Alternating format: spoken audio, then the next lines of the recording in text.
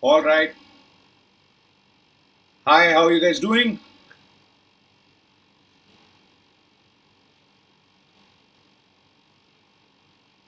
So we are having a class after a gap of 2 days today. So hope you haven't forgotten what we discussed the last lecture. So if you can quickly let me know if I'm audible, if the volume is fine, if the voice is clear, so I can move ahead. All right, just quickly let me know.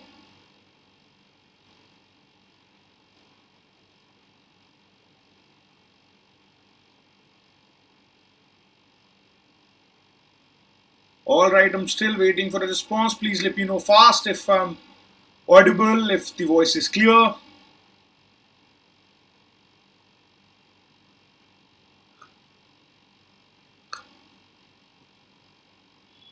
Why do I have a feeling that people have forgotten about this session because the timings are new?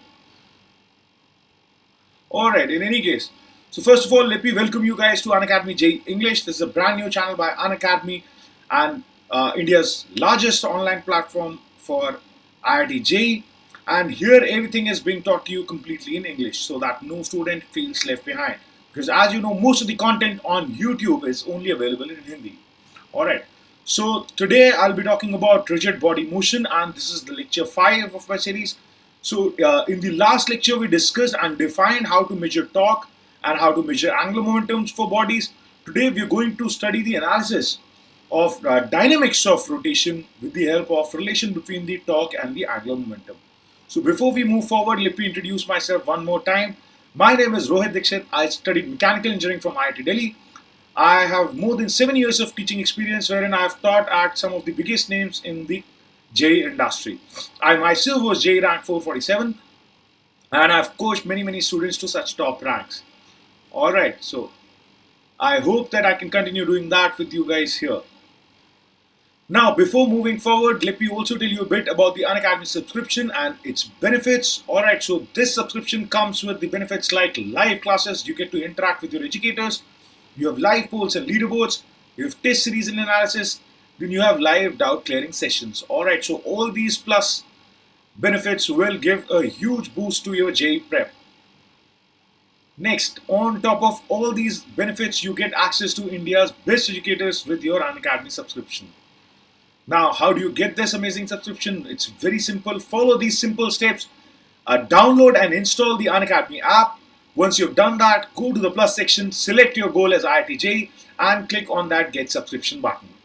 It is that easy. Now, if you notice that the pricing is most economical for 12 and 24 months. So I would advise any student who are considering to take a subscription to go for either a 12-month subscription or a 24-month subscription because these are the most economical. If you look at the 24-month subscription, you realize that it comes at a cost of around 1500 rupees a month, which is 50 rupees per day. Alright, which is nothing compared to all the fees that you guys pay at other places. Alright, and so Unacademy is bringing you quality education at a very affordable price. So make sure you use that and you make the most of it. Now you can make this subscription even more affordable by using my code RDLive. If you want to get your subscriptions using this code, if you want to study from me, then you can use this code RDLive and it will give you an additional 10% off. Hi Moisha, how are you? Now, don't forget you can also join us on the Telegram app using the link shown above to get all the notifications of all the sessions and lectures happening on the JEE English channel.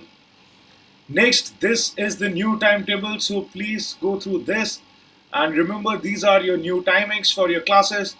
So I am currently taking classes for Target 2020, Target 2021 and also Target 2022. So just take a look at these timings and make sure you are not missing out on your classes. It's a bit difficult to find the live videos like when other classes are on the same channel are going on. Okay, I didn't realize that. I think you get the notification early only. So next time try to open the notification window a little early.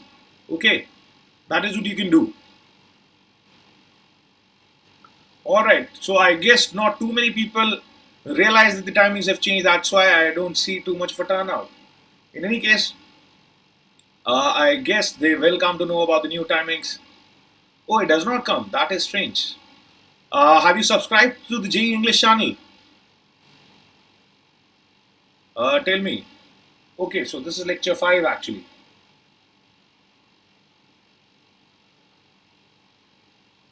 If you have taken the subscription, if you've subscribed to the JEE English channel, then you should be getting the notifications.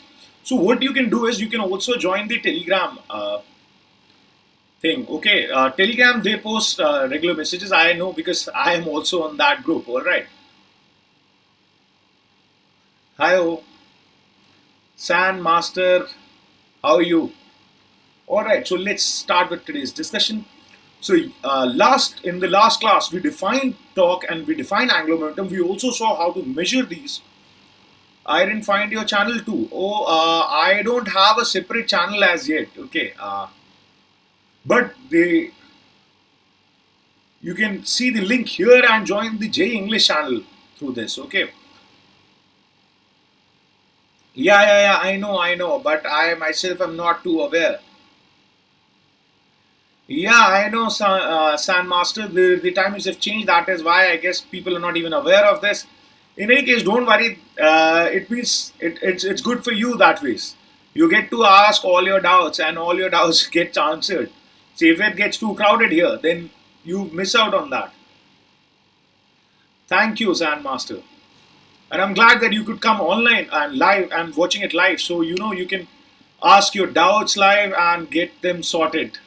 All right. So why don't we start with today's discussion?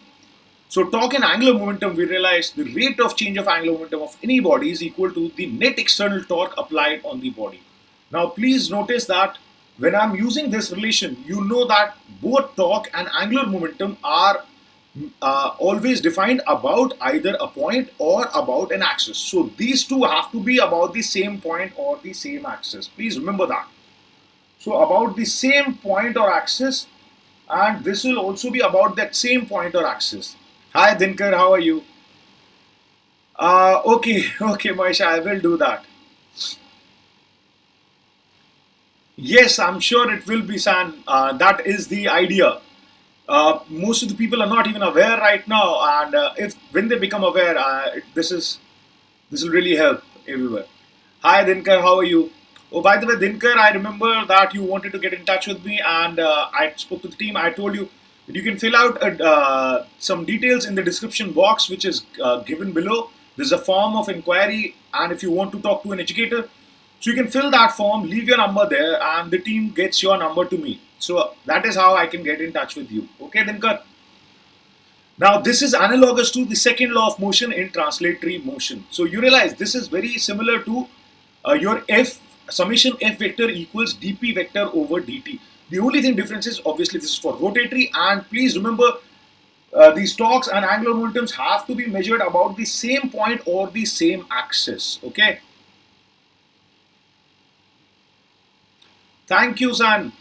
Please also encourage them to come and view the lectures live. That way, they can, make more out of these lectures, as they can, in the live session itself, ask their doubts. Okay. All right. So now let's talk about equilibrium. Now you realize earlier what was the condition of equilibrium for translation. For translatory equilibrium, we used to say that summation f equals 0. If that is the case, then we say that the body is in translatory equilibrium. Now, when I talk about equilibrium now, then I mean two types of equilibriums. Alright, translatory as well as rotatory. So for rotatory, what you do is, just a sec. Yeah, for rotatory equilibrium, we call a body in rotatory equilibrium if the net torque acting on it is 0. So now, Dinkar, the form is available in the description box. If you look at the description box of the video, show more, click on show more. Okay, you will realize that there is a line that says, do you wish to get in touch with our educators and solve your queries? Then fill out the form below. Alright, so check out the description box later maybe, and when you click on show more, that you will be able to see the link for that form. Okay. Alright, so now when we say that a body is in equilibrium, then I am talking about both the translatory equilibrium as well as rotatory equilibrium. That is the only way a body will be completely in equilibrium if it has achieved both these equilibriums. Alright. So I know now what the conditions will be. The moment I specify that any object is in equilibrium, then I have two conclusions. First, the sum of all external forces is zero, and second, the sum of all torques due to these forces is also zero. Now, interesting point is that the torque of these forces about any point is zero. Alright, so please note, the torque due to these forces about any point is zero. Doesn't matter which point you pick. When a body is in equilibrium, torque about every point comes out to be zero. Okay, so you will have these sets of equations. Okay, summation fx equals 0, summation fy equals 0, summation fz equals 0, and summation of tau about any point is 0. Any point or axis. Okay, so please note that if only net force is 0, that means the body is in translatory equilibrium. If only the net torque is 0, then it means that it is in rotatory equilibrium. Alright, so these are two separate equilibriums. When we say a body is in equilibrium, then I mean that both the equilibriums have been achieved. Okay, so remember that. So why don't we start practicing some problems? So in this problem, you've been told a uniform rod of mass 5 kg and length 2 meter is resting horizontally on two sharp edges as shown in the figure. You have to find the normal reactions from both the edges. Alright, so body is resting, so obviously it is in equilibrium. That being said, you have to find the normal reactions from both the edges. So give this problem a try. Alright, and let's see who can answer the quickest. Alright, go for it, guys. And please let me know every time you are trying, just write trying in the chat so that I know I have to wait for you guys. Because sometimes people are just waiting for me to solve it. A body may or may not be in translatory equilibrium, but may be in rotatory equilibrium. Yes, Moisha, that is very correct. Suppose I have a body and it has a couple acting on it. You know what a couple is? Couple is two forces, equal and opposite. So you have this F vector and here you have minus F vector. Now you realize this body will be in translatory equilibrium, but it will not be in rotatory equilibrium. Alright. Now similarly, alright, great. Similarly, you could have had another case where, imagine, you could have had one force here and one force here. Now you will realize the net torque would be 0 on this body. So this will be in rotatory equilibrium, but this will not be in translatory equilibrium. Alright. 9 Newton, I don't actually remember the answers. So there won't be one answer, by the way. The end from two edges would be different. Okay. So please remember the end from these two would be different. Alright. So San, please pay attention that you've been asked the normal reaction on both the edges, and both the edges will have different normal reactions. Moisha, I hope you got the answer. I just showed you two examples. This body is in rotatory equilibrium, but not in translatory equilibrium. Alright. This body is in translatory equilibrium, but not in rotatory equilibrium. See, this has a net force acting on it, but no net torque. This, on the other hand, has no net force acting on it, but it has a net torque acting on it. Okay? I will. Let's give some time to Moisha also. Let's give some time to others. So whenever you guys want me to solve this, I will solve this. But let's give others some time to try. Okay, San? Don't worry, of course I'm going to solve this. Let's just wait for others. Alright, good.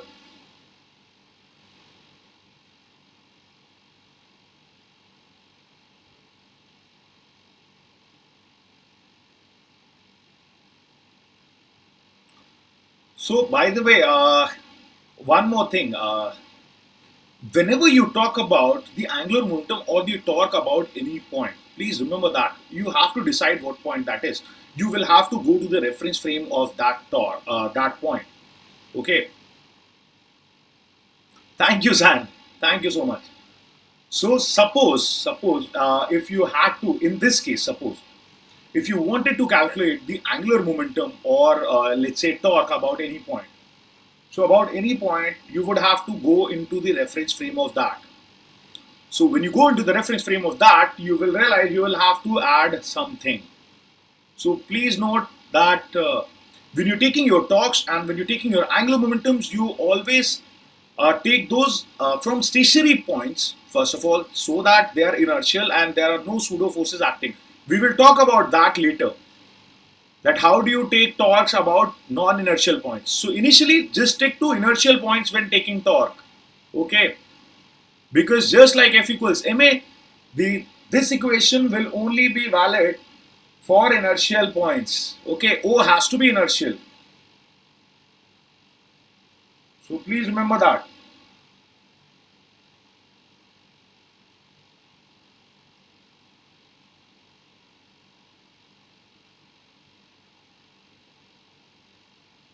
So that implies that O should be inertial.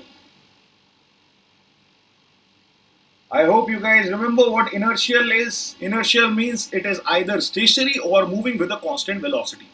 In case your point O is non-inertial, then you will have to add something called a pseudo torque. Alright. So please remember, though you don't see those cases in pure rotation much, but in general motion you will have to take care, especially in advance. In advanced level problems, please, you will have to be careful while taking your talks. Make sure that you're taking talks about inertial points only, okay? That's the best way to avoid any confusion. Next, I will also tell you in general motion how to take talks about non-inertial points. Why I feel maths and chemistry are easy compared to physics. Sorry for interrupting. No, I don't think so. See, I used to find the physics the easiest. Okay, so Moisha has got one answer. So let's call this N2 and let's call this N1.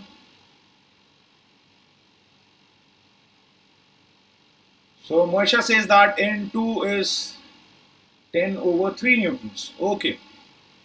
Hi Noman. Why you write it class 12th on description, but it's of class 11 now? Noman, actually the point is that this is meant for 2020 aspirants. Okay, so this is meant for 2020 aspirants. I am only having a quick recap of class 11 topics. That is why in the description box it says 12th. Alright, Noman. Trust me, since you haven't studied this rotation before, you won't be able to follow it to a large extent. As I keep repeating that this series is mainly meant for 2020 aspirants. Yeah, so essentially at least class 12th. So you should have studied your class 11 topics at least once, okay? So all class 12th or, people who have passed class 12th can watch this. It will be helpful for those guys. So yeah, coming back to what San said. Alright, San, so yeah, physics is not difficult. In fact, physics is the most logical. If you understand your concept, you can solve any number of problems. So I don't know, it's just a matter of perspective, individual perspective, I guess. I would find physics the easiest out of the three. I used to find maths the most difficult. Alright, don't worry. If you pay close attention to your concepts, trust me, physics is very, very easy. Alright, so why don't we solve this?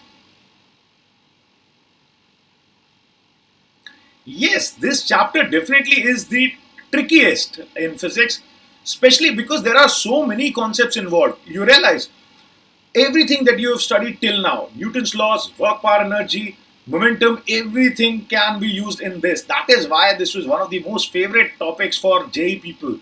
They used to ask most of the questions from rotation. Why? Because in one rotation problem, you can test all the concepts of work, power, energy, laws of motion and friction and momentum. Everything can be judged from one rotation problem. That is what makes it the most difficult.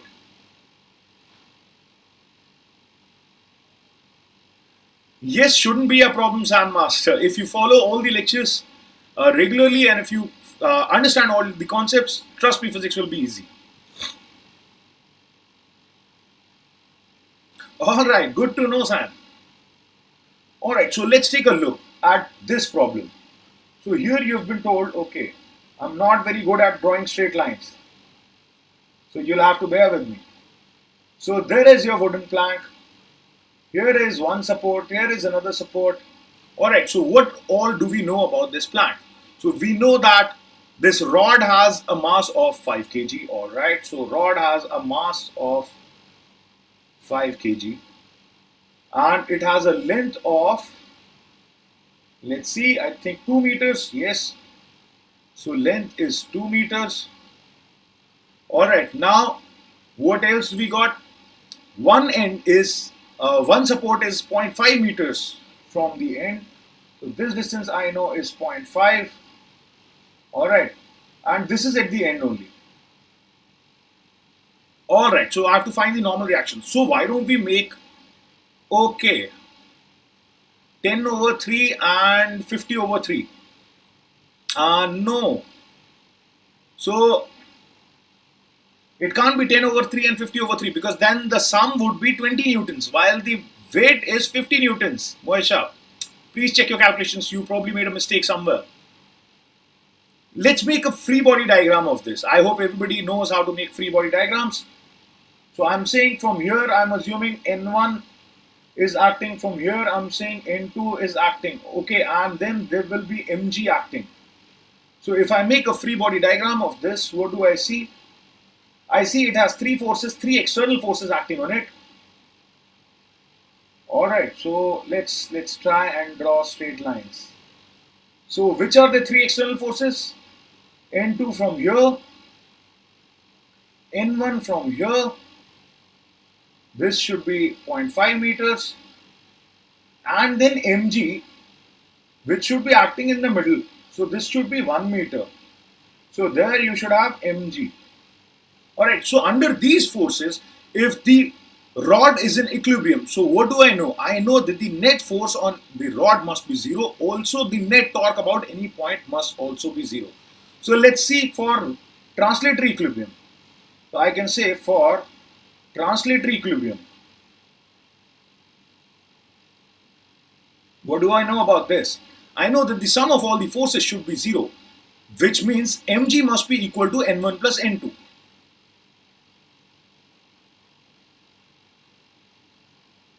Alright, we just talked about this, that for equilibrium, both the equilibriums have to be satisfied, translatory as well as rotatory. So translatory equilibrium gives me the condition that mg should be equal to n1 plus n2. How about rotatory equilibrium? Rotatory equilibrium, I know torque about any point should be 0.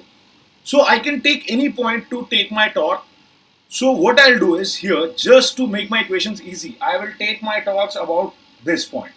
Let's call this end B and this end A. Alright, so let's take torques about end B. Why am I doing that? Because if I take my torques about point B, I don't get a torque because of N2. Okay, I hope you realize that. I could have taken torques about any point. I could have taken them about A, I could have taken them about the center C. I can take torques about any point because for rotatory equilibrium, we just realized that torque about every point must be 0. Okay, so let's see if those answers are correct. They may be 50 over 3 and 100 over 3 may be correct because they at least add up to 50 newtons. So now let's consider for rotatory equilibrium. For rotatory equilibrium, what I am doing is that I am taking my torques about point B.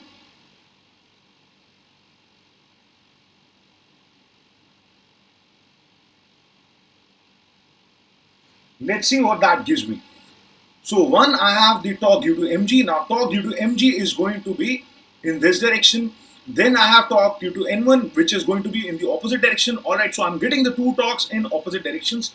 So I can simply balance these torques without having to write the vector notations. Okay, just like in force, I did not write the vector notations because everything was in y-axis only. Both these torques would be along z-axis only, one in plus z-axis, another in minus z-axis. So I can say that the torque due to mg should be equal to the torque due to n1. So from B point, this is at a distance of 1 meter and this would be at a distance of 1.5 meter, right? So what will be the torques? The torques would be mg into 1 should be equal to 1.5 times or N1 times 1.5. Alright, because these are perpendicular distances already. Alright, you realize these are perpendicular distances from point A, point B. Because both mg and n are vertical and I'm taking horizontal distances, that is why I'm not applying the cross product. I'm simply writing force into perpendicular distance. So from here I can immediately find n1. Alright, so this was my equation 1, this was my equation 2. Let's start substituting the values. So what do I know from 2? From 2 I can see that n1 into 3 over 2 should be equal to mg. mg being 50. So that gives me n1 as 100 over 3 newtons. Alright, so yes, Moisha has got the correct answers. So now I can substitute this value in equation number 1. So substituting this value, let's see what we get. In equation number 1, we will get n2. n2 you will realize would be mg minus n1. So would be mg minus n1, which means 50 minus 100 over 3. So I will get my n2 as 50 over 3 newtons. Alright, so there are my answers. These ensure that the body is not only in rotatory equilibrium but also in translatory equilibrium. So I hope you guys understood. Oh, it's very simple to see the directions. See, when you want to see the directions, think of in what direction would that force try to rotate. Okay, so how is mg trying to rotate it? Counterclockwise. Okay, and how is n1 trying to rotate it? Clockwise. Alright, so you realize what kind of rotation it will give. So you turn your fingers in the direction of the rotation, your thumb will point in the direction of torque. Okay, remember this is very easy. When taking torque of mg, you think of point B, you forget about n1. If only mg was acting, it would have rotated this rod counterclockwise. So you roll your fingers counterclockwise. Okay, this is clockwise because what you see is the mirror image. So like this. Okay, so this is, or this is only counterclockwise, I don't know. So that is how I will get the direction. So rotate your fingers in the direction of rotation, either clockwise or counterclockwise, and your thumb will point in the direction of the torque. Okay, I hope you followed that. So that is how you will solve. Please remember, whenever you're told the body is in equilibrium, apply equations for translatory equilibrium, apply equations for rotatory equilibrium, and solve them to find your unknowns. Okay. Next, let's try another problem. Great. So now you've been told a rod AB rests with NA on a rough wall and NB on a smooth vertical wall. Now the weight of the rod is W. If the rod is making an angle of 30 degrees to the horizontal, find the frictional force at end A and the normal reactions on both the ends. Okay, so let's try and draw a figure to understand this situation better. So consider this. Here is probably a rod. Okay, so rod AB rests such that end A. So this must be the end A, which is resting on a rough surface, and this is smooth. So end B rests on a smooth wall. Okay. So now you've been told that this rod makes an angle of 30 degrees with the horizontal. So which means this angle, this is the angle with the horizontal, that is the angle with the vertical, the other angle is with the vertical. So this angle is 30 degrees. So rod is resting like this. This surface is smooth. This surface is rough. So you've been told that rod AB rests with end A on a rough ground and end B on a smooth vertical wall. The weight of the rod is W. If the rod is making an angle of 30 degrees with the horizontal, you have to find the frictional force that the ground is exerting on the rod, and also find both the normal reactions. I think they should also mention the length of the rod. Somewhere I think, or maybe the length will cancel out. Yeah, the lengths will cancel out. That is why the lengths are not given. Alright, so try this problem. All right, great.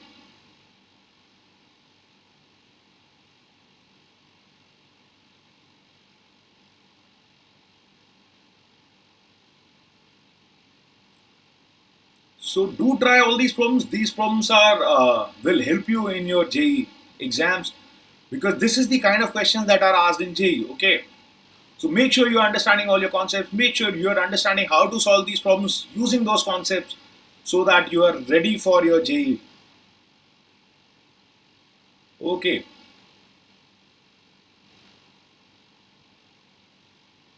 Let's wait for the answers.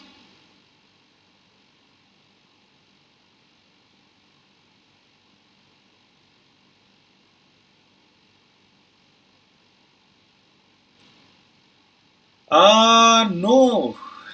What do you know about n? N is always perpendicular to the common tangent.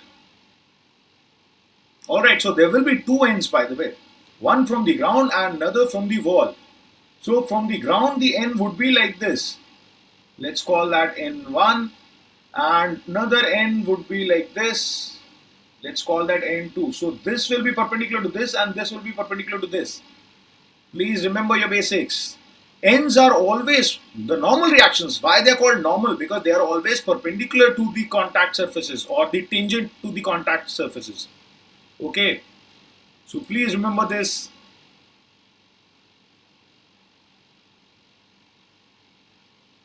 I will be discussing that when I take up Newton's laws for class 11 students. I will be taking up this thing that how do we judge the directions of n. The expectation is that you guys should already know how to judge the directions of n. So that is why I did not discuss that in the Newton's laws series for 2020. Alright. But if you're not clear about that, when I start Newton's laws for class 11 students, maybe you can watch those videos, okay? That will help you clear this doubt away. Okay, no problem. So if any subtopic you want to study in slight detail, then you can watch the class 11th or class 12th lectures that I'm hosting. Alright, no problem. So let's try to have the answers quickly.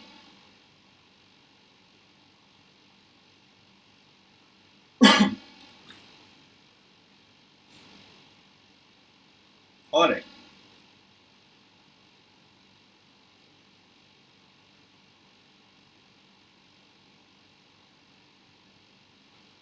I hope everyone's trying this problem.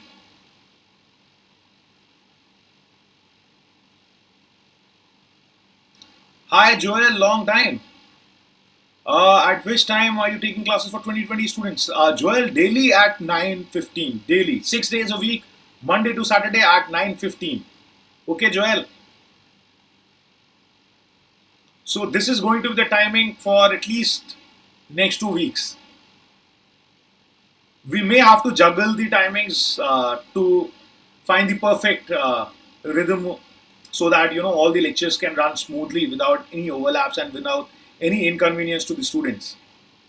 But as of now, the timings are going to be 9:15 daily, 6 days a week. That is how I am taking the classes. I'll be sharing the timetable also with you at the end of the slides. Okay, so don't worry, you'll get all the information you need.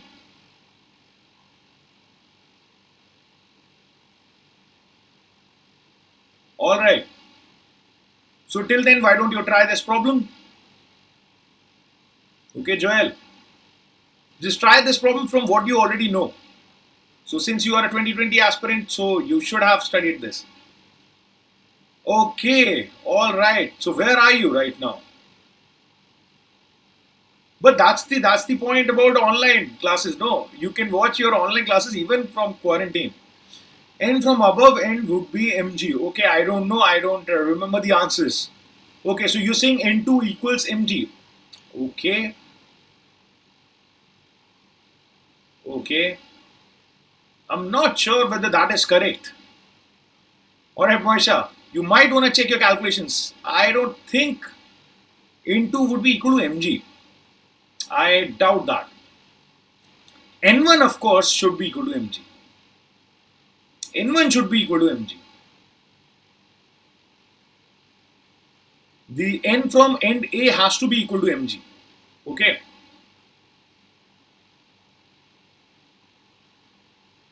Not N2. We will see about N2.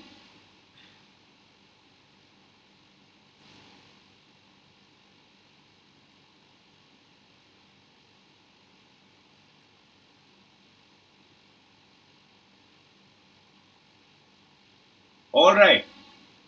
Let me know whenever you guys want me to solve the problem. Okay, when you're done trying, let me know. I'll go ahead and show you the solution. And it's alright if you are finding difficulty in solving this right now. The idea is that after this video, you should be able to solve this, right? So even if you still are having a tough time solving this problem, I can understand. This is the trickiest topic of the entire 11th and 12th syllabus. So I understand this is always painful for students. We will take the sine component of for N2. No. What sine component? Why? Why would you take a sine component? I'm not sure I follow. If you're talking about the torque, then what do you need for calculating torques? You need perpendicular distances. So perpendicular distance would be L sine 30 if L is the length of the rod. Yes, L being the length of the rod, L sine 30 would be the perpendicular distance while taking torques about point A. Okay, I've given you a hint. So in case you're trying to take the torques about point A, yes, that will be N2 into L sine 30. Alright.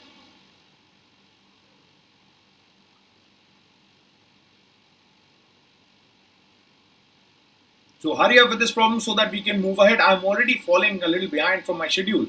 Today I was supposed to start analysis of rigid body, general motion. But since we haven't even completed the dynamics of pure rotation yet, so we can't start the study of general motion yet. Okay, the cos component will pass through the point. I have taken point A, so both ways it will be the same. Okay, I'm not sure I follow that, what you're saying, but okay. Okay, Anand Kumar says, sir, I'm new here. Can you please tell me the next chapter you would teach so that I can join from the next chapter? Okay, Anand, so right now I'm taking up rotation. After rotation, I'll talk about gravitation. Okay, so next chapter that we'll be discussing would be gravitation. After that, I'll take up fluids. When will we come out of class 11 mechanics? This is the last chapter of mechanics, right? So next you'll have gravitation, then fluids, then thermo. So this is the last chapter of class 11th mechanics. But trust me, you never get rid of this completely. Because when you go into engineering also, and guys, that is what a lot of you don't realize, that physics is the most important subject of the three, by the way. I don't want to say that before your JEE, but trust me. Why? Because all your engineerings are physics. Except for maybe computer science. Computer science, yes, you won't be studying too much physics, but you imagine, electrical and electronics is all physics. Your communications is physics. Your mechanical engineering is physics. Your chemical engineering, you would be surprised to know that though the name is chemical engineering, but you don't study chemistry there, it's all physics that you're going to study. Your civil engineering is all physics. Alright, most of your engineering branches are all physics. You will be studying physics. So physics, trust me, is the most important topic. I can tell you from personal experience. I studied mechanical engineering, so a lot of mechanics was involved. In electrical engineering, of course, or electronics engineering, a lot of class 12 syllabus would be involved. But for mechanical, I remember there was a lot of thermodynamics, there was a lot of mechanics, and there was a lot of fluids. So these three were the main branches for important topics in that we studied again and again in details in mechanical engineering. Alright, should I go ahead and solve this? This seems like it might be taking a bit of time, and I want to cover some more portion. All right, thank you. So let's see how we go about this problem. So first of all, we analyze the situation, what must be happening. All right, so here is my rod and I am calling this end B and this end A, and this angle I know is 30 degree. Let's assume that the length is some L. Now let's start drawing the possible forces that might be acting on the rod. So I immediately know the first force that I always mark is mg. So the weight of the rod obviously must be acting, and I know from this solid-solid contact there has to be at least one n. So I'm calling this n1. From the other solid-solid contact another normal reaction has to arise. So let's call that n2. Now you realize for the body to be in equilibrium the net force has to be 0. So I have two vertical forces in opposite directions, so they might be balancing each other out. I mean, when we are going to start gravitation, so that I can join you live from them. Okay, probably next week or maybe later this week. Depends on how quickly we can finish up rotation. Okay, Joel. So you realize that out of these three, I already have two forces which are vertical. So mg and n1. So I can realize that these might be balancing each other out, but there is no one to balance this guy. And since the rod is in equilibrium, the net force has to be 0. So the only way that this N2 is getting balanced is if there is a force of friction acting. So I need to apply, and I knew that this was a rough surface, right? So this was supposed to be rough, which means it can provide friction. And because I know N2 will have a tendency to push it in this direction. So which direction should friction act? You will have a friction in this direction. Alright. So these are all the forces that I can think of. Okay, this is a rough ground. From rough surface you can have two forces, N, which is always there. If it is rough, then friction also. So here N and mg. There is no other force that can act on this. Alright. So once that I have marked all the forces, let's see. Let's start writing the equations for translatory equilibrium. So what do I know for translatory equilibrium? Summation of all fx must be 0 and summation of all fy must be 0. There are no forces in z in any case, so I'm not writing the equation for those. Alright, so let's start writing our equations. I will say for translatory equilibrium. So first of all, please remember that is how you will always approach your problems. First, mark all the possible forces, try and identify their directions. Even if you identify the directions wrong, that is alright. Your answer would come negative automatically, which would correct the direction. Okay. Once you have identified all the equations, all the forces, write equations for translatory equilibrium, then write equations for rotatory equilibrium. So let's see what my equations for translatory equilibrium look like. So for translatory equilibrium, I know I can write two sets of equations here. Summation fx equals 0. So what does that give me? I have two forces in x. I have N2 and I have friction F. So I can say that N2 must be equal to F. Now please, one quick thing here. Do not be hasty and do not write F as N1 into mu. Why? This is static friction. Okay. Joel, I am not really sure about that series. I'm so sorry. Okay. So I'm so sorry. I don't know much about the online test series that are happening. I think if you have the Unacademy subscription, Unacademy also gives you a live test series. Okay. So you can maybe try that. I don't have much idea about the online test series. As I said, I'm very new to the online education bit. I have been teaching offline only, so I know about the offline test series. So sorry, I won't be able to help you much with this. So please note, F you never write as N1 times mu. Why? That is only limiting friction, and this is static friction. Static friction can have any value from 0 to limiting. So we'll just leave it to F. Okay. Now similarly, next what I can write is, let's call this equation number 1. So I'm writing names of all the equations. This is my equation number 1.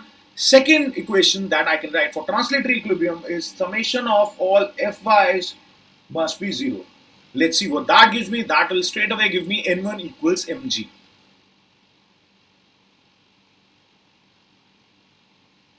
So that is my second equation.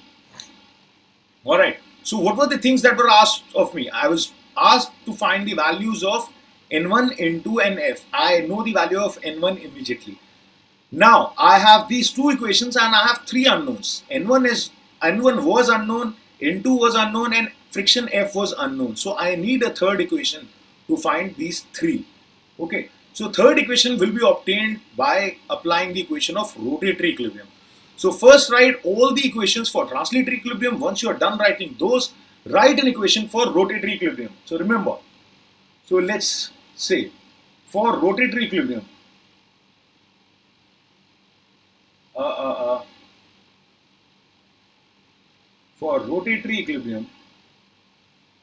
now you realize for rotatory equilibrium, I told you that torques about any point will be 0. So I am free to choose which point I want to take my torques about. So what I do is, see, usually you could have taken point A, you could have taken point B, you could have even taken the center of the rod point C, and or maybe any other point and taken torques about those.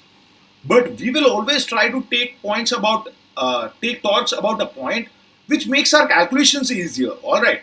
So here what I'll do is, if I take my torques about point A, so let's say I want to take my torques about point A, I have a benefit. What benefit do I have? N1 has no torque about point A. Why? Because it is passing through point A.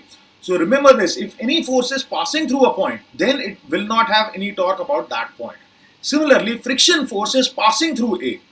Alright, so friction and N1 do not have any torque about A. That is why if I choose A, I have only two forces which are creating torques. So that is why I will choose to take torques about A.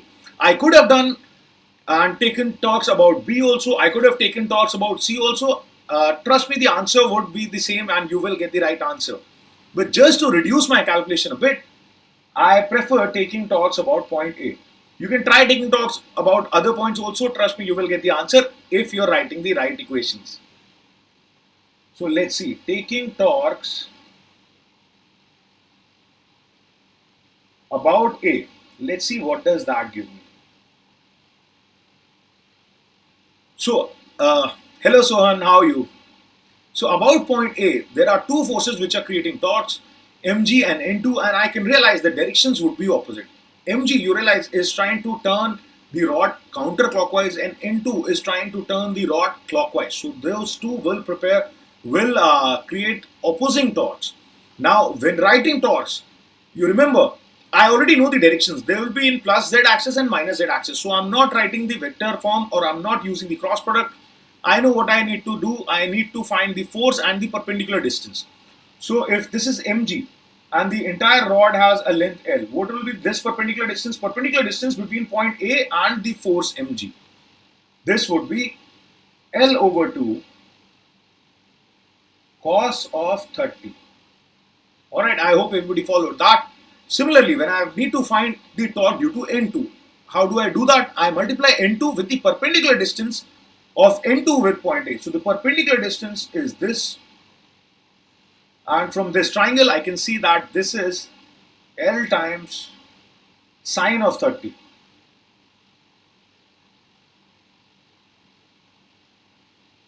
Alright, I hope there is no confusion. So when I'm writing the torques, now I can say that mg times L over 2 cos 30 would be equal to N2 times L times sine 30. So that is why the length was never given to you, because the lengths will get cancelled out. So let's see, when you solve this, what you're getting. What you're getting is that N2 equals, let's substitute all the values, mg over 2, and I can write here tan 30. Alright, I'm taking this sine here and it is cos over sine. I could have written cot, or I can write 1 over 10 tan. So let's see what my answer is. My answer is root 3 over 2 mg. Alright, tan 30 is 1 by root 3. So I've got my N2, I've got my N1, now I have my F also using this equation. So from equation 1, F would also be equal to root 3 over 2 mg. Alright. Yes. That is where you might have gone wrong. So now I have all the answers.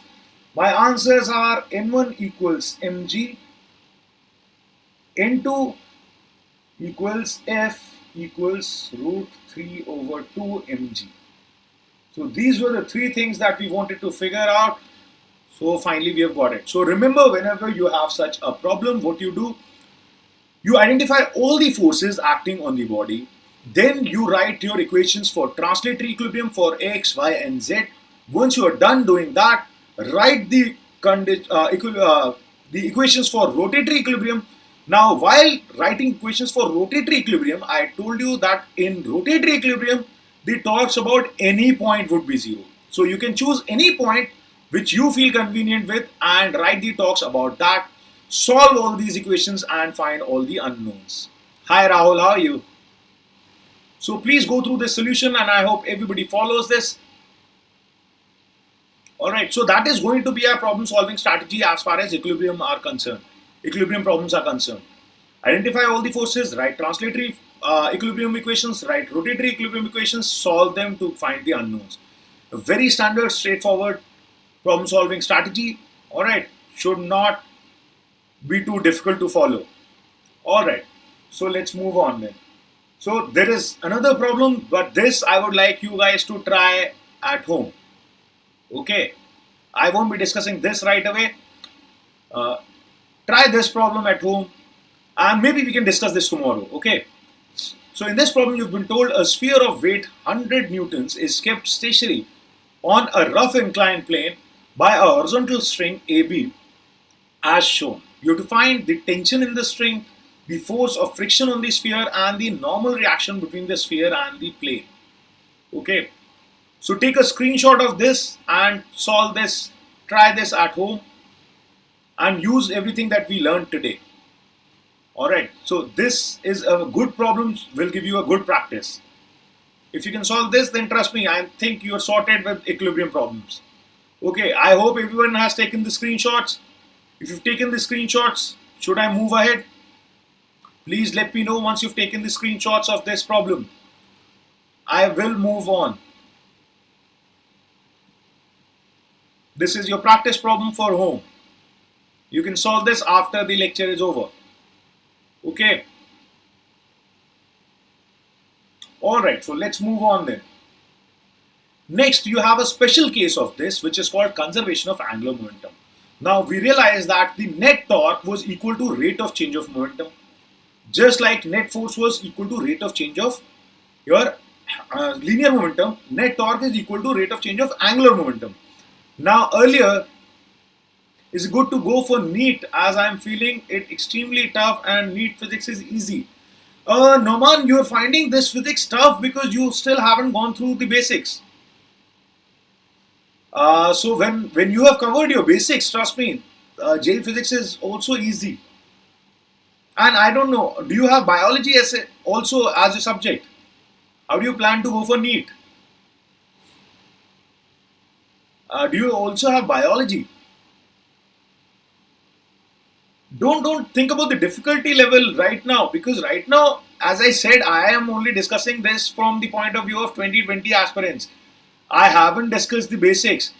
When it comes to you guys, when it comes to class 11 guys, trust me, I will take this up from scratch. I will discuss all the basics and then trust me, things will make sense. So if you have PCM, then don't worry about it. Don't worry about it. It may be scary initially, but trust me, once you understand all the basics, once everything starts making sense, this is very easy. Physics is the easiest subject because everything starts making sense when you start understanding them. Yeah, you will have biology, which I don't know. If you have taken PCM, how do you intend to take biology there? And in any case, I always hated biology. I was never too fond of biology. I was not too fond of maths either, but yeah, I was still very good with maths, and I did not like biology much. Okay, so anyways, we're talking here. And just like earlier in conservation of momentum, what we said was that if the net external force acting on a body is zero, then I will have that the total momentum of the system should remain conserved. Similarly, here what I can conclude is that when the net torque acting on a body or a system is zero, then the total angular momentum about that point remains conserved. Now, please notice this, that when I said if the torque about a point P is zero, then the angular momentum about point P would be constant. Yes. So don't worry. You have 2 years to prepare. Don't worry, no man. Thankfully, you don't have to give your JEE exam in 2020. Alright, you will get 2 years to prepare, and don't worry. Physics will start making sense. Don't worry. And it will be really easy then. So, let me show you an example about this. Okay, I discussed this very interesting example. So, consider a stone, okay, which is tied to a string. Okay, so stone is tied to a string and moving in a circle. Alright, so this stone is tied to a string and it is moving in a circle around some center O. Okay, my circles are even worse than my straight lines, so you'll have to bear with me. Alright, so this is your circle with center O, and this is a string, and you have a small stone here, and now this is rotating, and let's assume that this is in a uniform circular motion, so it is moving with a constant speed v, and the radius is r. Now consider 3 points. So let's say it started from point A, then it moves to point B, which is here, and finally C. So let's talk about these. So if I want to see the forces acting on this, so I am assuming that this entire setup is on a horizontal surface. Okay, this entire setup is on a horizontal surface. Now what happens? The tension will be providing a centripetal force. Okay, that is why it is rotating in a circle. You guys would know that T would be equal to mv square over r, right? Now if I look at the motion and look at point O, focus on point O. Now the only force acting on the mass always passes through O, right?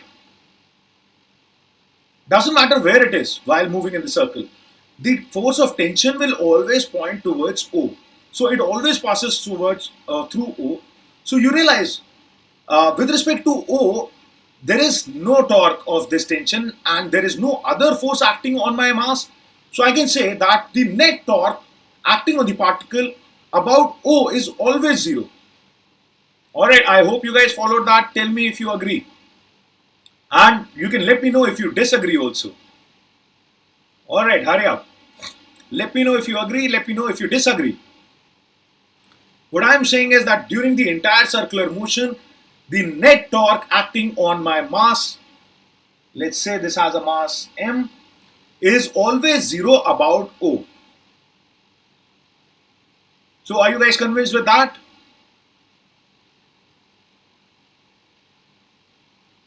No, this is horizontal. Horizontal, yes.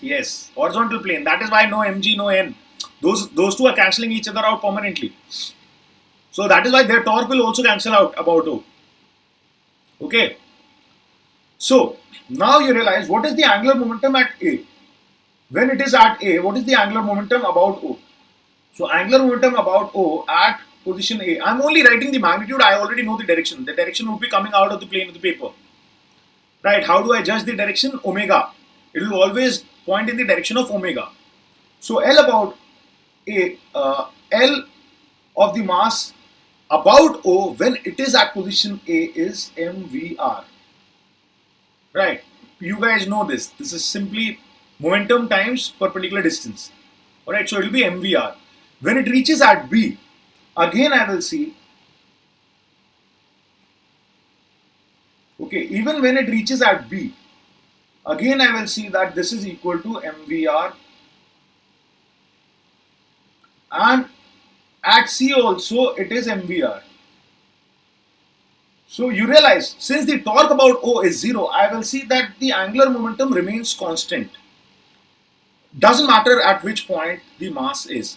The angular momentum at all the points is coming out to be the same. Now let's switch the point. Let us say I am talking about the angular momentum about C. Now let's see what do I get. When it is at A, what is the angular momentum about point C? It will be mv times 2r. So next I am considering the angular momentum of the same mass about point C when it is at A. The angular momentum I will realize is 2 mvr. Why? The perpendicular distance would be 2r. Right? I hope you can see that the perpendicular distance between the velocity or the momentum vector and C is 2r. Right? So angular momentum at A with respect to C comes out to be 2 times mvr. How about when it is at B? Let's see what that is. Now that will be mvr. Why? The momentum at point B, the momentum is pointing in this direction, mv. What is the perpendicular distance? The perpendicular distance from point C to this momentum is r. Alright, so when the same object is at B, its angular momentum about point C is mvr. And what happens when the point is at C? Similarly, what happens when the point reaches C only? Then you will realize that the angular momentum would be 0 because the perpendicular distance between the momentum and the point C would be 0. So similarly, L of at C about C would be 0. Now you realize the angular momentum of the same object about C is continuously changing. It was 2 mvr, then it became mvr, then it became 0. When it goes down, obviously it will increase again and increase up to 2 mvr again. The same motion about point O, because there was no torque, the angular momentum remained constant. But about C, where is this torque coming from? Imagine this case. Just focus on this. When the object was here at some random point, you realize that this guy tension is acting like this. So you realize that there is a perpendicular distance. So this tension is creating a torque about point C. And if you notice what kind of torque it will produce about point C. About point C, it is trying to rotate, it will try to rotate this M anti-clockwise or clockwise. I hope you can see that. With respect to point C, the torque is going towards right. So it is trying to rotate it clockwise. Okay, clockwise. And the particle was moving anti-clockwise. That is why you see that the angular momentum is reducing. Even when it is at B, you will realize even at B, this tension will produce a torque about C. Again, in what direction? In clockwise direction. And the original angular momentum was in anti-clockwise direction. So since the torque is opposite to the direction of angular momentum, you will see that the angular momentum keeps on reducing. C is an inertial point as in on stationary point. Yes, it is a stationary point C. I'm talking about the point on the ground. Alright, so I'm talking about the inertial point C. Hello Vineet, how are you? So I hope you realize what I was saying. That angular momentum will be conserved about one point about which the torque is 0. So it is not necessary that angular momentum is conserved about every point. Why? Because the torque is not 0 about every point.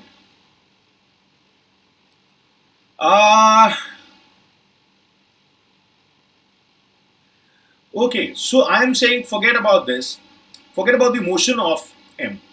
Imagine, look at M. Here is C. Here was M.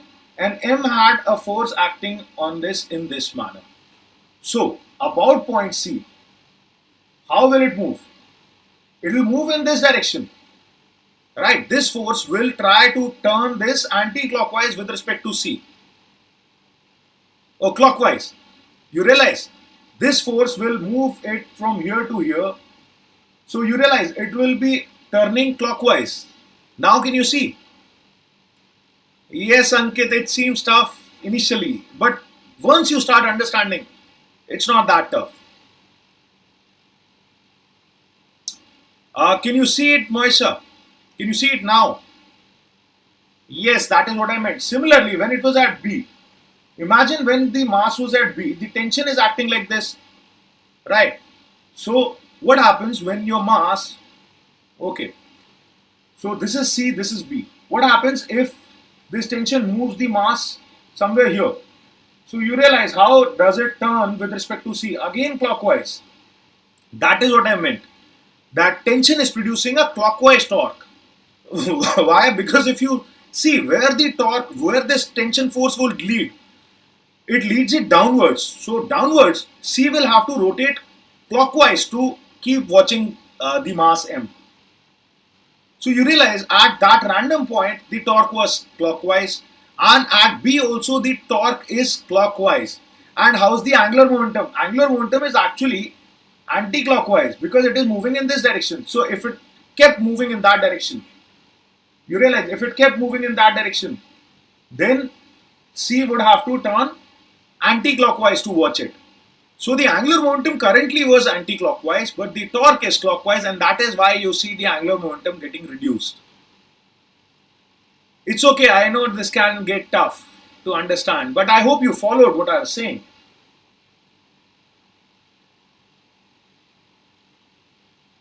Alright, it's always better if you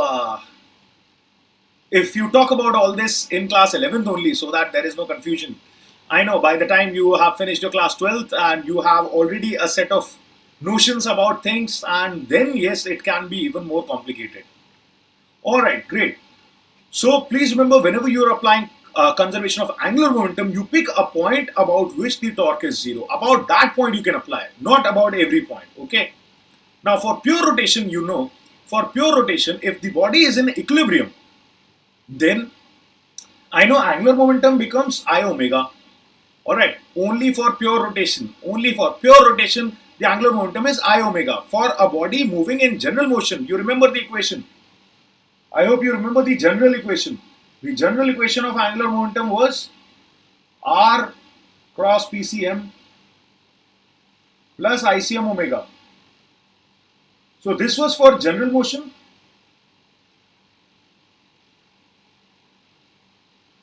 And for pure rotation I told you, for pure rotation, the equation took a different form. That L vector about the axis of rotation will be equal to I about axis of rotation times omega. Alright, so this condition, please remember, I1 omega 1 equals I2 omega 2 is only applied for pure rotation. If there is no net torque acting on my body, then its angular momentum would remain conserved. Then you would have I1 omega 1 equals I2 omega 2, where I1 and I2 are the two moment of inertias about the axis of rotation. Okay, in equilibrium, angular momentum will be conserved about every point. Yes, Moisha, that is correct. It will be conserved about every point, except the point has to be inertial. Just remember that. There is a catch there. The point has to be inertial. If it is not inertial, then you will have a pseudo torque which will change the angular momentum. That is the reason when I am saying here, I am saying that I1 and I2 are moment of inertias about axis of rotation.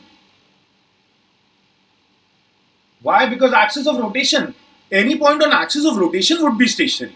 So I know for sure that that will be inertial. So though the angular momentum would be conserved about every point, but please make sure you are taking inertial points. Okay, for instance, what would happen if I took this as my point? This would be a non-inertial point. So I will have to apply a pseudo torque. Why? Because this guy has an acceleration. Though in this case that pseudo torque will always come out to be zero. So please remember, though the angular momentum would be conserved about every point, it's always safer to apply the conservation of angular momentum about the axis of rotation, because that is inertial for sure. You may pick a wrong point which may not be inertial, and there you may get the wrong result.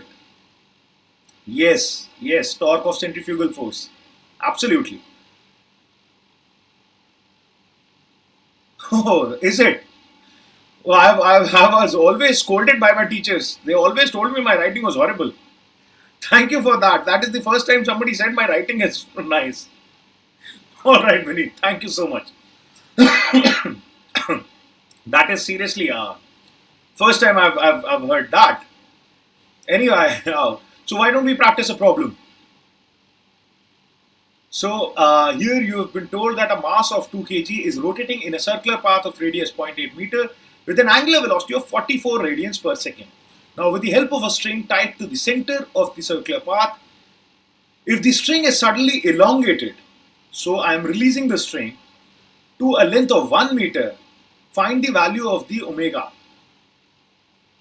Okay, so let's see what the situation must be. So situation is something like this. You have a table and here you have a hole and you are holding this string. So you are holding this string. Okay, and from this string a mass is connected and this is rotating. This is rotating on this table, horizontal frictionless table, like this. And initially this length was 0.8. When this length was 0.8 meters, your body was rotating with an omega of 44 radians per second. Now what you do is, obviously there will be tension in this, so it will be getting pulled and you will have to pull it down, right? But what you can do is, what happens if you release it slightly? If you release it slightly, the centrifugal force will push it outward. So finally you let it go out slightly. Okay, you released your hand slightly. So you will realize next it will start moving in a radius of 1 meter. Now you will notice that the omega would slow down automatically. So next, when the radius becomes 0.1 or 1 meter, is 1 meter, you have to find the omega. What would be the new value of omega? I hope the yes, angular momentum will be conserved about the center. Why? The tension force. The force of tension always passes through O. So in this case, you can apply the conservation of angular momentum about the center. So that is absolutely correct, Moisha. So you can apply what will be the moment of inertia of the point mass about the center, mr square. All right. So you can apply I1 omega 1 equals I2 omega 2 here about O. All right. Let's see. So I can simply write that since there is no external torque about O, since there is no external torque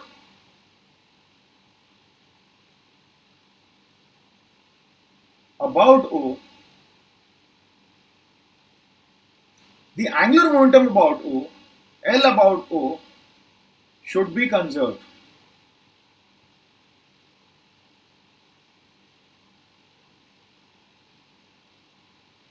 Alright, so I can use the expression I1 omega 1 should be equal to I2 omega 2, where I1 is the moment of inertia about O. Okay, so I1 would be mr1 square omega 1 should be equal to mr2 square omega 2, which gives me omega 2 equals r1 over r2 whole square times omega 1. So I get omega 2 equals 0.8 whole square, that would be 0.64 over 1 square, that would be 1 into 44.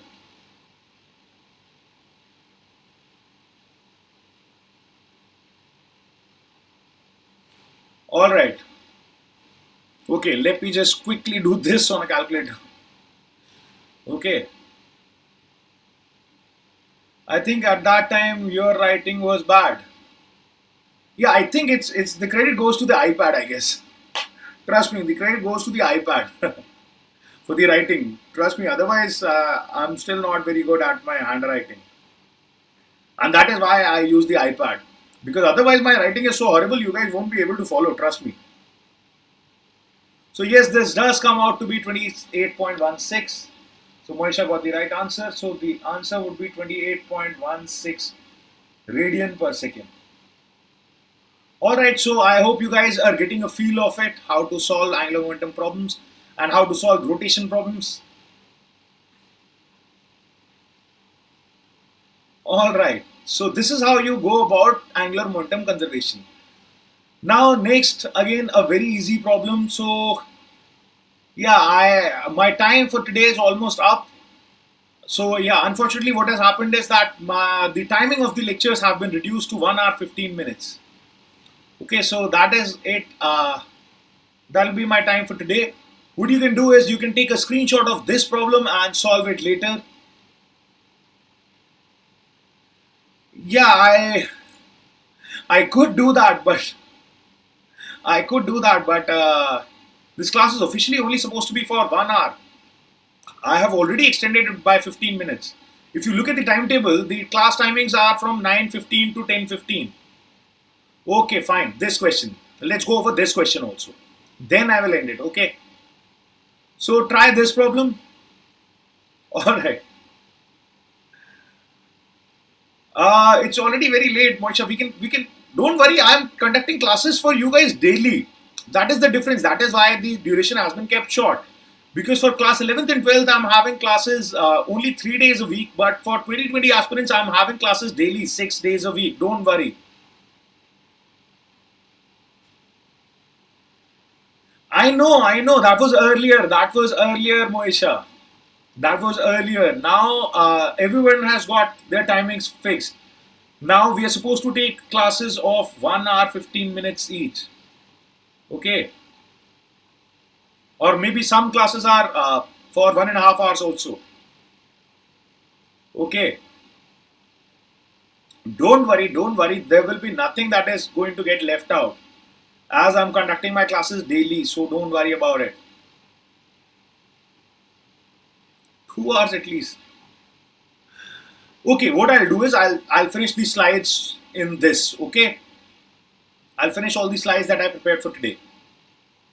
All right, but then you guys will have to you guys will have to keep watching me. I don't know if you can tolerate me for that long. Anyways, try this problem first. Try this problem first. Then we'll see. Maybe I can finish the slides that I had planned for today. Okay, no problem. No problem. So let's solve this one. You've been told a horizontal disc is rotating with an angular velocity of 180 rpm. About a vertical axis passing through its center, a small piece of wax of mass 10 gram falls on the disc and sticks to it at a distance of 10 centimeters from its center. Okay. So if the angular velocity is now reduced to 150 rpm, what was the moment of inertia of the disc? You have to find the moment of inertia of the disc. Okay. So solve this problem. This is again a tricky problem, slightly tricky problem, but you guys should be fine.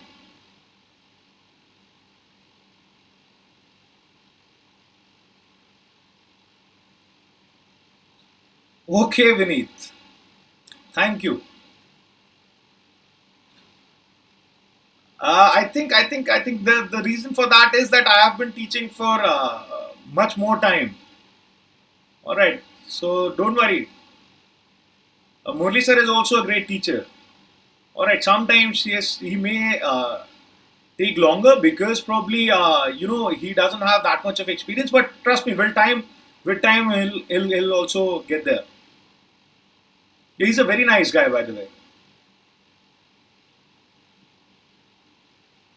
Alright. It's just that I am way senior and I have taught for many years.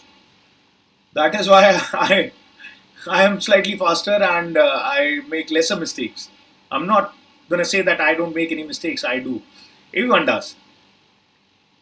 Okay. So why don't you solve this problem?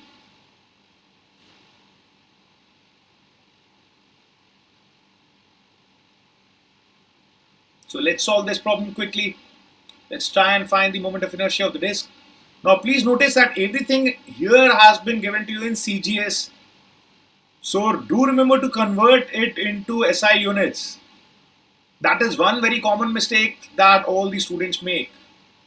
They don't pay attention that the mass is in grams, the distance is in centimeters. They forget to convert it into SI units before solving, and then they get the wrong answer.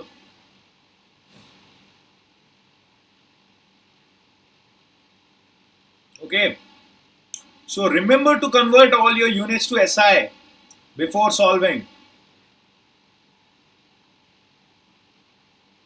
Also, please let me know, just write trying in the chat so that I know you guys are actually trying.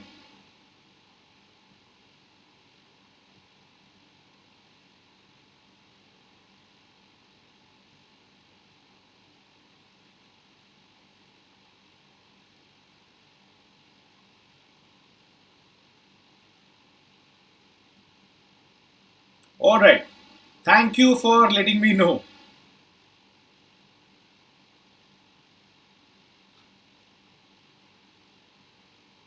Okay, guys.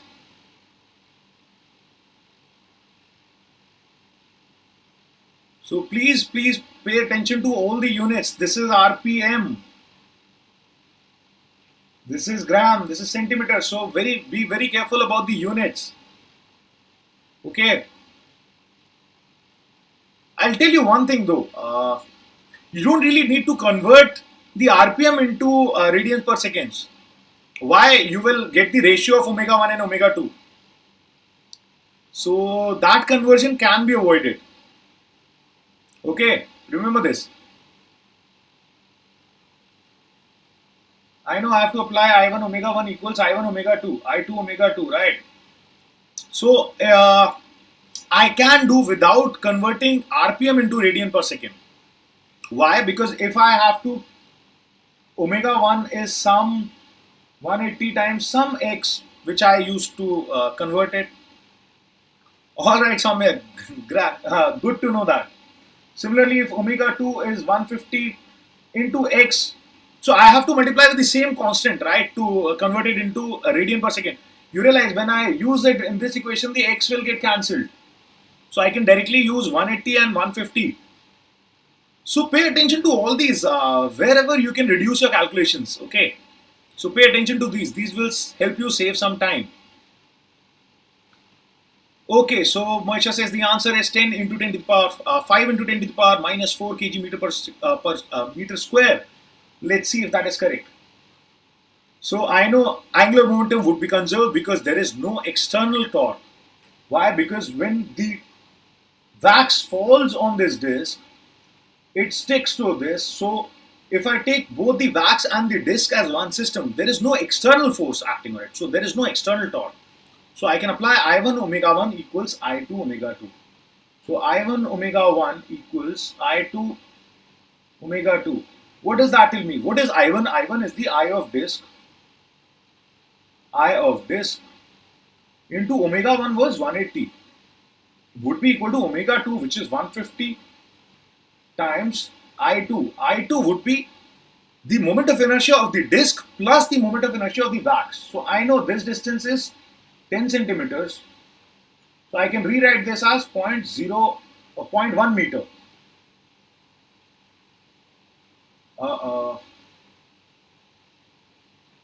Alright. So here's my disc. So new disc is funnier looking. Don't worry.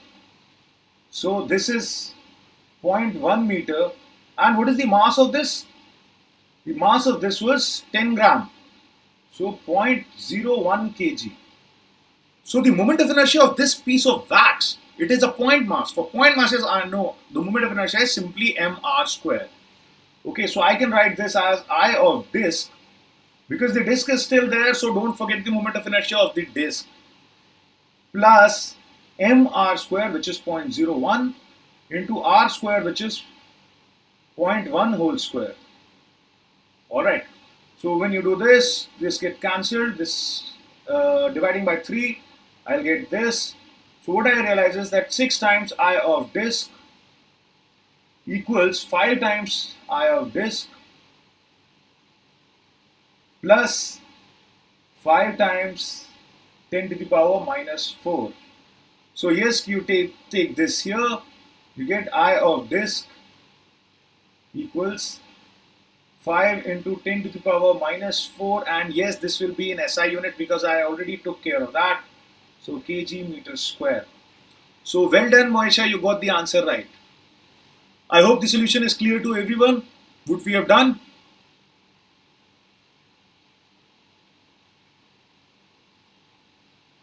Alright, let me know if there is any confusion about what we have done. Again, I never converted 180 and 150 into radian per second because it doesn't matter. When I would have equated this, then 2 pi into 60 or over 60 would have gotten cancelled out on both the sides. So I can avoid doing that. Okay. So hopefully this is clear. Alright, let's move forward. Next. So we talked about equilibrium, we talked about angular momentum conservation. Next, what I can say is that for next, let's discuss about dynamics of pure rotation. So just like in translation, there was force which was causing an acceleration. Here, the state of rotation will be changed by torque, and the equation that we have is this. The summation of all external torque would be equal to rate of change of angular momentum. Please remember, this is always about the same point or axis. Alright. So that is not very obvious, but it is supposed to be understood. That is why we don't write it. It is supposed to be understood that the torque and the angular momentum are being measured from the same reference point. Okay.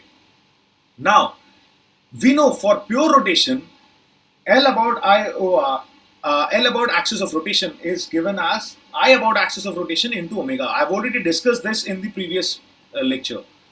Therefore, the above equation takes the form of summation of tau about axis of rotation. Please note that there is an axis of rotation. You're taking taus about axis of rotation. Would be equal to d by dt of L about axis of rotation, which would be I about axis of rotation times alpha. Alpha being d omega over dt. Now here obviously assumption is that the I is not changing. Assuming I is constant. So obviously this is for rigid bodies. For rigid bodies, I would be constant, I would not change. If it was a non-rigid body, then your I could also change, and then you would have written this as di by dt times omega plus I times alpha. Okay, so please remember that. Here I have assumed that I is constant, which you can always do for rigid bodies, assuming there is no part being added on it or no part getting removed. Otherwise, else, if this is not true, else I would have an equation which would be that tau or summation of all tau about I AOR or about any point for that matter would be equal to d by dt of I AOR times omega plus I AOR times d omega by dt, which would be alpha. Alright. So otherwise it would have taken this form. But here I have assumed that I AOR is constant. Because of this is becoming 0. Okay. There is a question in Resnick and Halliday which says that there is a rod and a fly comes and sits on this and it is moving outward. So in that, if a fly is moving outward on this, you realize that the I would change. If it weren't constant, a body may be rigid too, sir, because the axis may be different in rigid body and maybe the case. No. We are not changing the axis in pure rotation. Remember, in pure rotation, the axis always remains the same. I am talking about pure rotation. In pure rotation, you do not change the axis of rotation in the middle of motion. Alright, please remember this. In pure rotation, once this axis is there, then this is always going to be the axis. Alright. So remember this. In pure rotation, the axis of rotation does not change. I am talking about the axis of rotation with respect to ground, as seen from ground.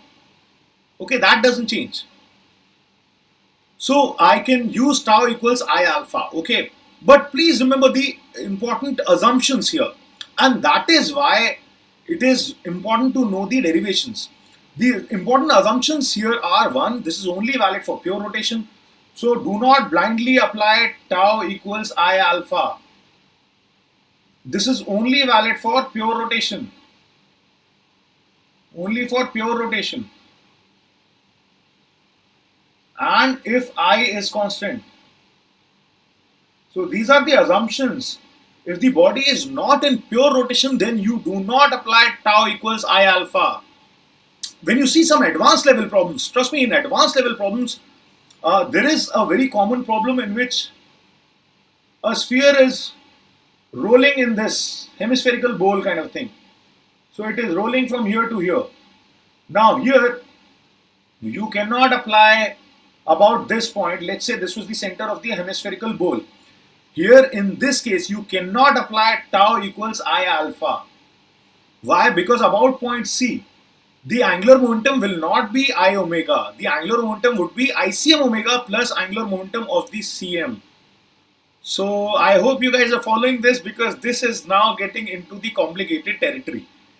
And from my experience, the moment some concept starts going into the complicated territory, people start losing interest.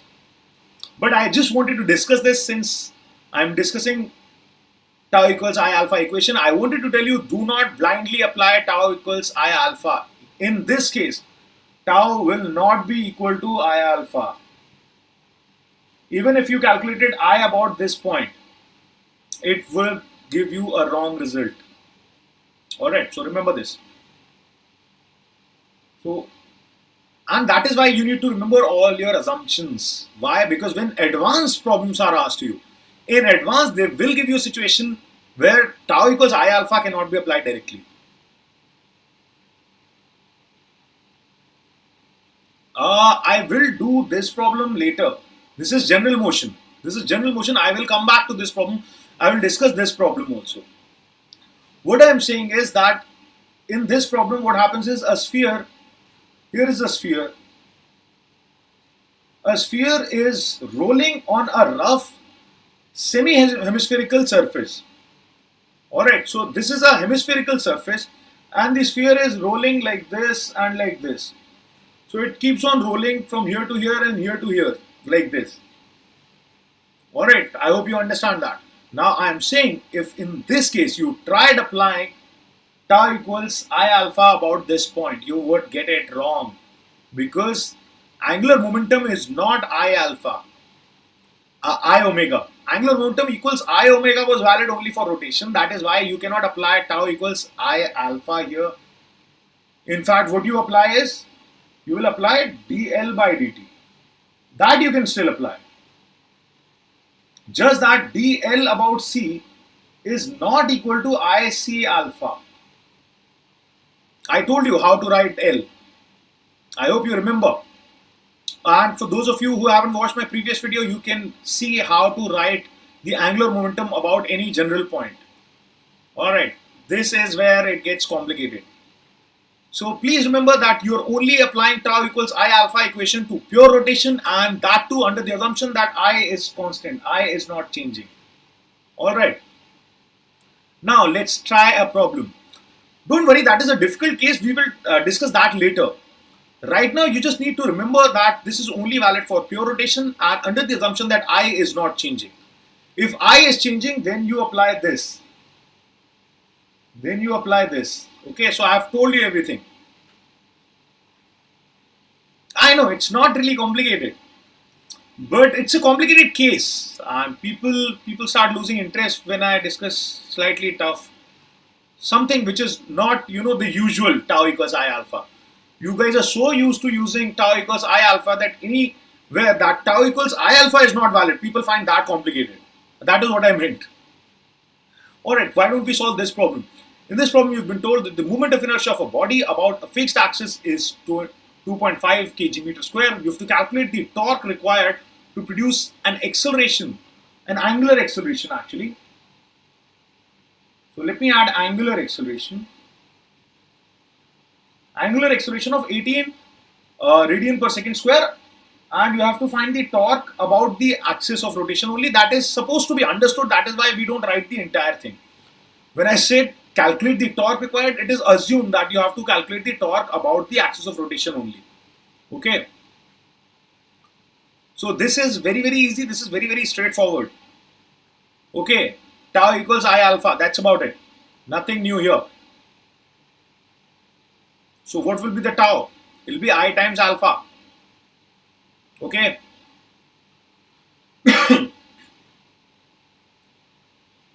So remember, tau equals I alpha is always for fixed axis rotation. When the axis of rotation is fixed.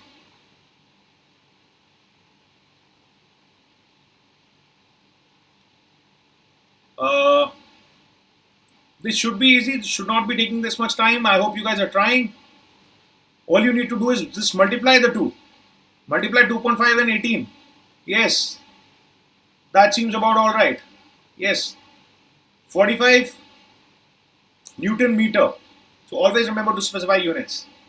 Yes, I know this is too easy. I know. I know you guys feel happy about this. Okay.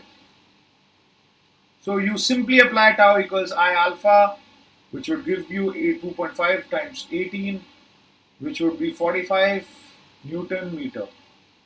Alright. So I wanted to start off with an easy problem only. Let's see one more problem. Again, an easy problem just to get you warmed up, just to get you familiar with the formulae. A flywheel of moment of inertia 10 to the power 7 gram centimeter square is rotating with a speed of 120 rpm. Find the braking torque required to stop the wheel in 5 rotations.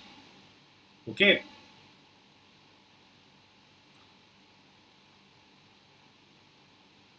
So how do you do that?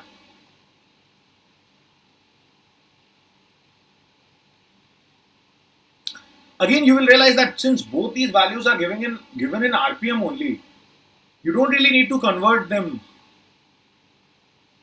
into something else. Okay.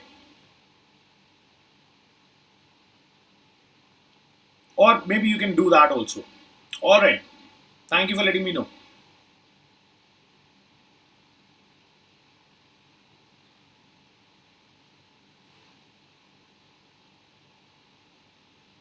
Alright, solve this quickly. So this will be the end of dynamics of pure rotation. Now I think we have covered the entire pure rotation and we can move ahead with general motion. So after this lecture, I want you guys to try your HC Verma, at least try out all the pure rotation problems and see whether you're comfortable with that. I think you shouldn't have too many problems solving all the pure rotation problems. It's very easy. You will always just need one equation, tau equals I alpha or angular momentum conservation. How about Jadavpur University? I don't know how about it. I don't know much about it. I'm so sorry, Vineet.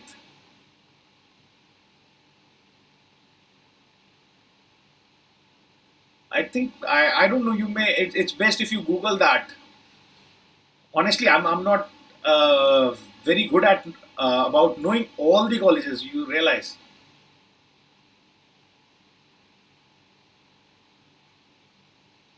Maybe you'll have to Google that. I don't have much idea. Okay. So let's solve this.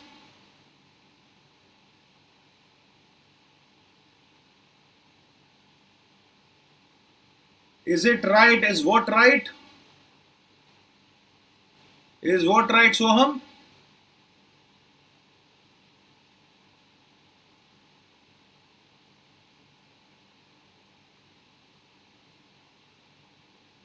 I'm not sure I understand what you're trying to ask, Sohan. Is what right?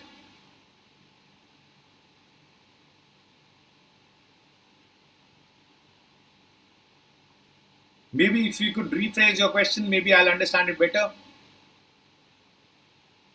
But guys, I would always encourage you guys to come for live lectures and interact, alright? Because learning can only be achieved by a two-way interaction. So whenever I'm saying something that doesn't make sense to you, please ask me again. Okay, you typed the answer. Sorry, I did not see the answer. 10 to the power 7 into 4 pi over 5. Okay. The units, please. So whenever you're reporting an answer, always report it with units. Okay. So what will be the units of this? And let me think about if this is right. Hmm,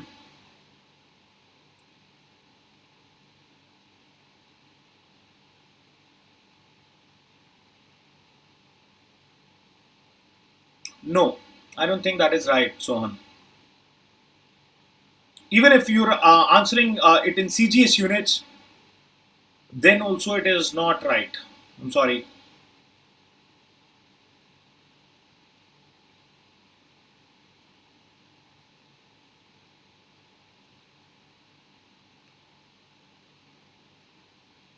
Okay, so Moisha says 12 into 10 to the power 4 and units, Moisha.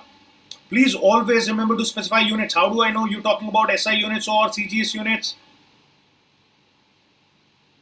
So you need to give me the units as well.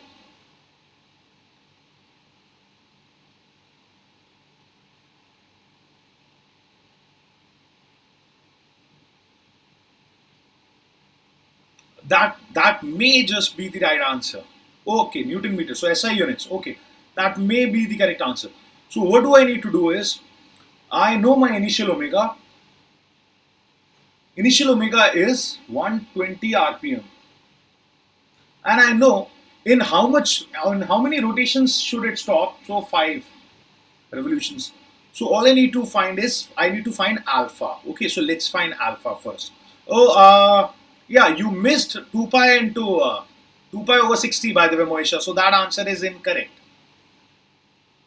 When you're using SI units, then you can't use RPM in alpha. Okay, please remember this. Alpha will have to be in radian per second square. So what equation can you use? So let's first convert this into our SI units. Yes, array, yes.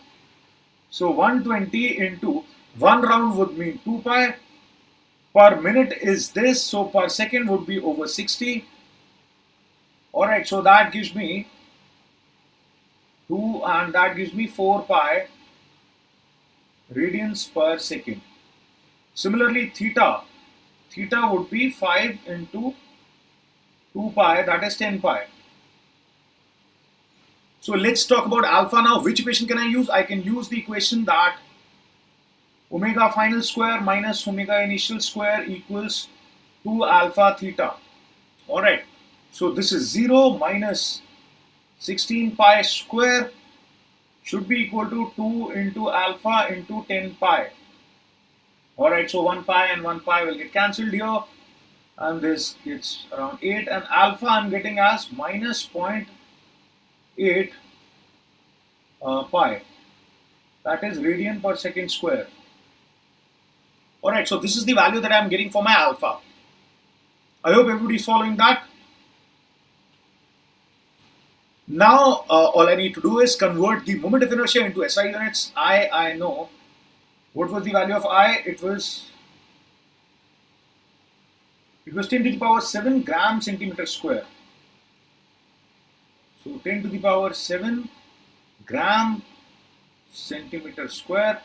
So let's find the conversion factor quickly. So 1 kg meter square would mean 1000 gram into 100 centimeter whole square. So 1 kg meter square would be 10 to the power 7 gram centimeter square. So which means this is only 1 kg. So this is 1 kg meter square. So you know your I, you know your alpha, tau equals I alpha. So I am getting my tau as minus 0.8 pi. That would be the answer. Okay, I did something there also. So minus 0.8 pi Newton meter. That'll be my answer. Alright, I hope you guys followed this. Let me know if you have any problems with this solution.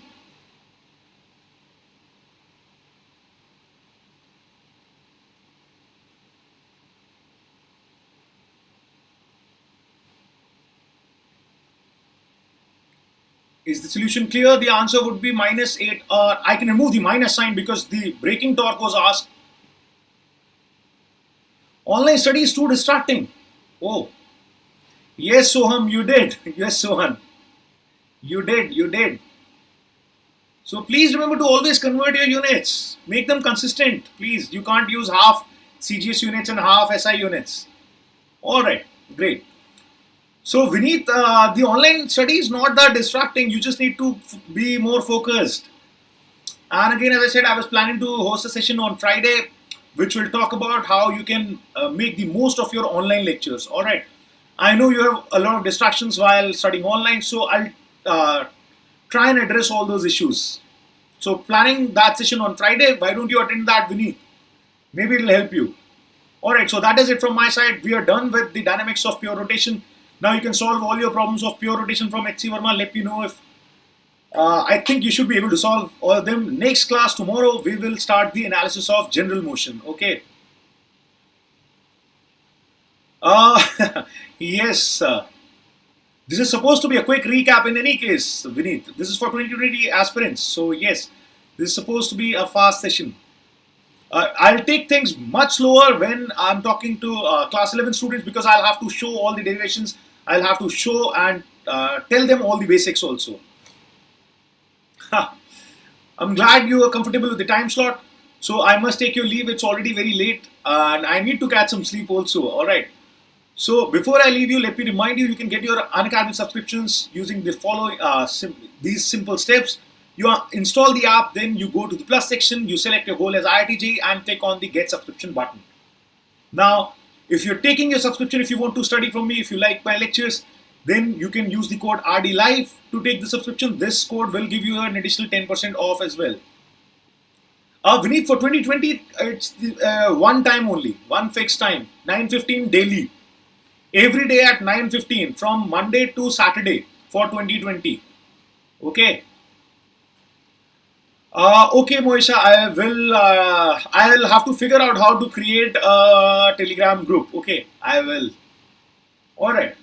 So please remember to use RD Live, and if you like today's video, if you think you learned new things, and then press the like button and also share it with all your friends because Unacademy is providing you free quality education. Make sure that most of the students benefit from this. Alright, that is our aim. Also press the bell icon to get all the notifications of lecture schedules. Alright, and the PDF of all the slides used in today's lecture would be available for download by tomorrow. So come back tomorrow, check out the description box, you will find the link for downloading this PDF. Alright, so this is the new timetable, please go through this. So Monday, Wednesday and Friday, I am having classes for class 11th, that is target 2022 at 4 p.m. Okay.